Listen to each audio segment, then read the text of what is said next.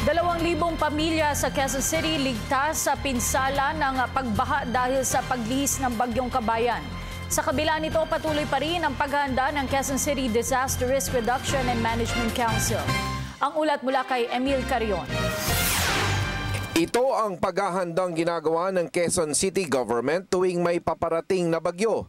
Para sa QCRMC o ang Quezon City Disaster Risk Reduction Management Council, dapat lamang na ang pagiging handa ay maging isang kultura na nasa bawat individual. Just tells us that we should be on an on-call alert status. So kung may bakasyon ka bukas, hindi ka na makakaalis. Importante pa rin naman dito is kahandaan talaga ng bawat individual, pamilya, at saka mga institutions natin na they know what to do before and during and of course after a disaster. So dyan tayo maraming ininvest din, hindi lamang doon sa mga gamit. Kasi iba pa rin ho yung kahandaan ng bawat isa. Sa mga tinaguriang low-lying barangays ng Quezon City ay nakaligtas sa pananalasa ng baha ang humigit kumulang 2,000 pamilya o kabahayan.